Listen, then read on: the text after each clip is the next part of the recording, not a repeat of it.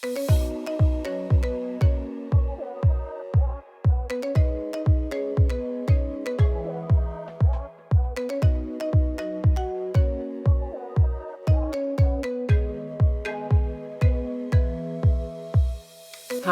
allemaal, Dutchies to be.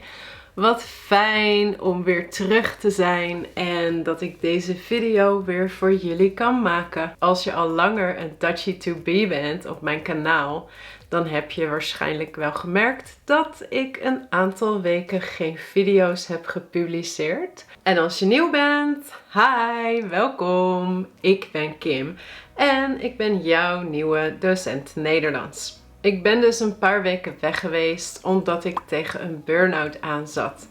Ik denk dat ik de afgelopen 2 jaar iets te veel heb gewerkt. Van 's ochtends vroeg tot 's avonds laat, in het weekend en ook eigenlijk geen echte vakantie opgenomen. Dus natuurlijk niet zo gek dat mijn hersenen zijn ontploft. Tijdens mijn ziekteverlof heb ik eerst 2 weken thuis gezeten.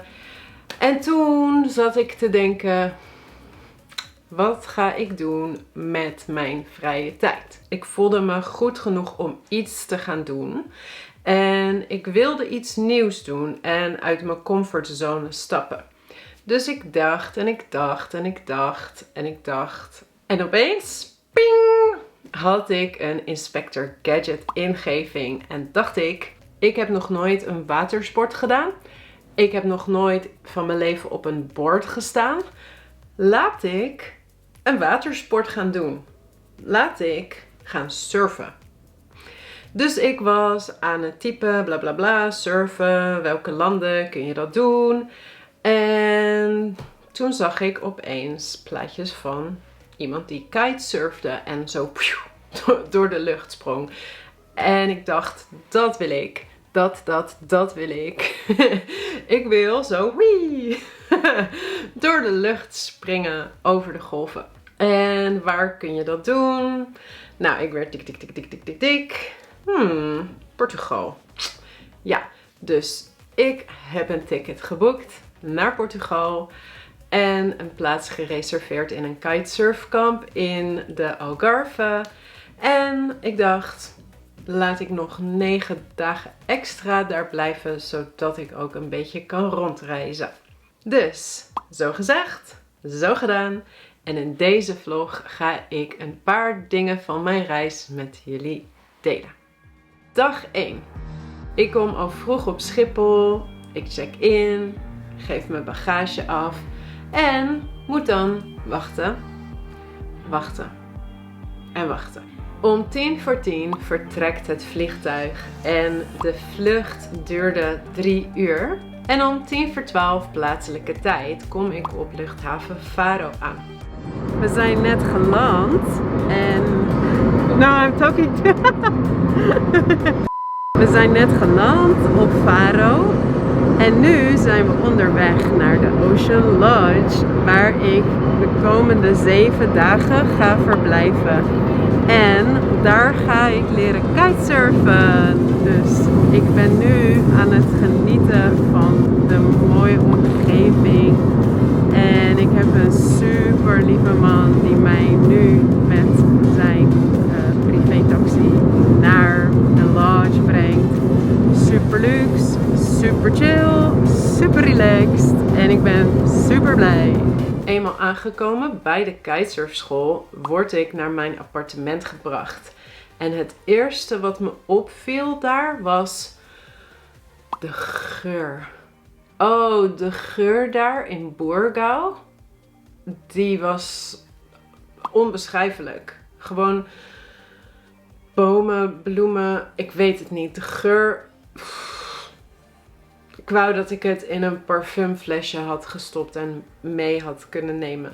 Echt waar. En het uitzicht van het appartement was fantastisch. Bergen, natuur. Ik voelde meteen geaardheid. Hier kan ik echt uitrusten. En kitesurfen, natuurlijk. Nou, eerst pakte ik een beetje uit. Toen ging ik chillen. Toen ging ik een beetje rondlopen door het dorp en naar het strandje. En vroeg naar bed, want de volgende dag zou het avontuur gaan beginnen. Goedemorgen allemaal. Dit is de eerste ochtend hier in Portugal, in Borgau. En ik loop nu vanaf mijn appartement naar de Ocean Spirits Lodge. En vandaag gaan we wakeboarden. Ik ben hier natuurlijk eigenlijk om te leren kitesurfen, maar er is niet genoeg wind vandaag. Dus daarom gaan we wakeboarden. Super cool ook natuurlijk. Ja, leren wakeboarden. Super cool. Tenminste, als je het cool vindt om steeds op je gezicht te vallen.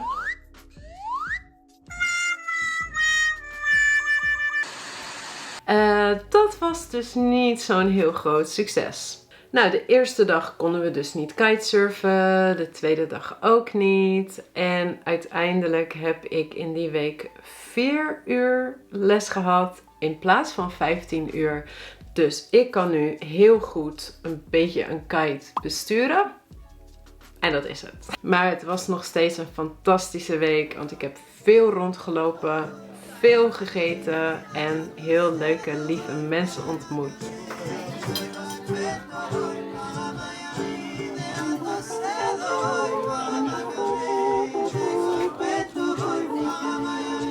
Oh ja, en ik heb ook een subtour gedaan. Stand-up paddleboard, ja. En dat was ook heel mooi. We gingen langs de grotten van Donna Anna. Geen idee. En dat was prachtig. Maar met deze spaghetti armen is 1,5 uur peddelen. Wat ik ook nog nooit had gedaan, überhaupt. Zo zwaar. Dat ik, zoals je hier ziet, af en toe even moet rusten. En soms dacht ik kom nooit meer terug.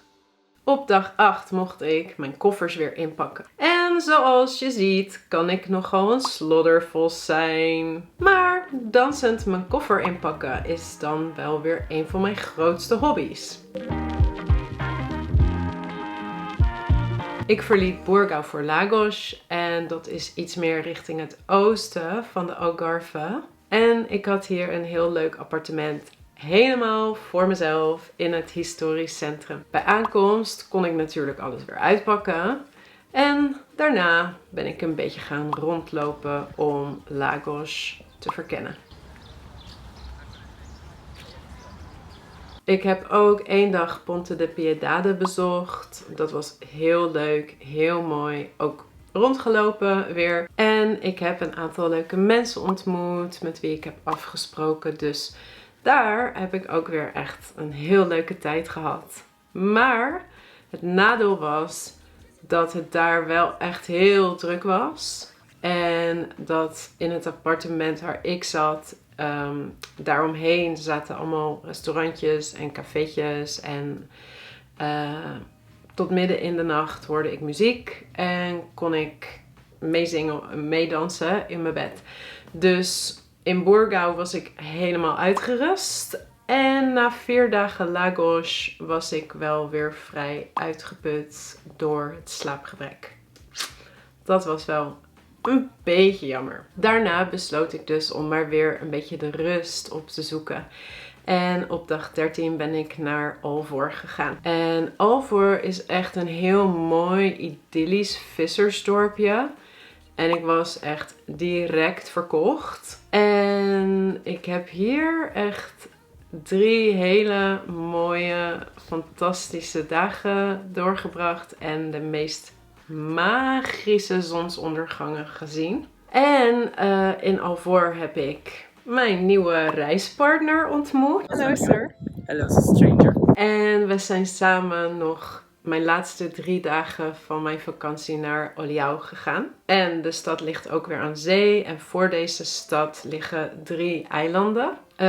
Dus op dag 1 zijn wij samen naar Ilha de Armana gegaan. En op dag 2 ben ik alleen naar Ilha de Faro gegaan. En hier heb ik natuurlijk weer gegeten, gedronken, rondgelopen, mooie filmpjes gemaakt en nog iets voor jullie ingesproken. Dit is de één na laatste dag van mijn vakantie. En ik ben nu op een eiland tegenover Faro en Olhão. Ik verblijf deze dag in Olhão, het laatste stadje van mijn Portugalreis. En hier is het ook heel fijn, heel rustig en ook weer heel mooi en pittoresk. En dat is toch wel waarvoor ik naar Portugal ben gekomen. Dus al met al had ik 3 doelen voor deze vakantie. De eerste was om te leren kitesurfen. Is dat gelukt? Nee.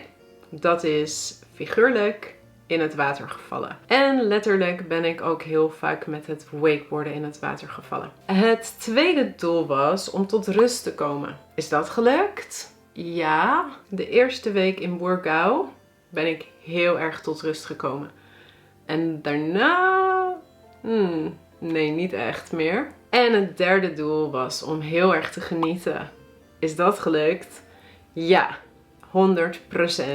Zeker weten. Ja, ik heb gegeten, gedronken, gelopen, nieuwe mensen ontmoet en de meest magische zonsondergangen gezien.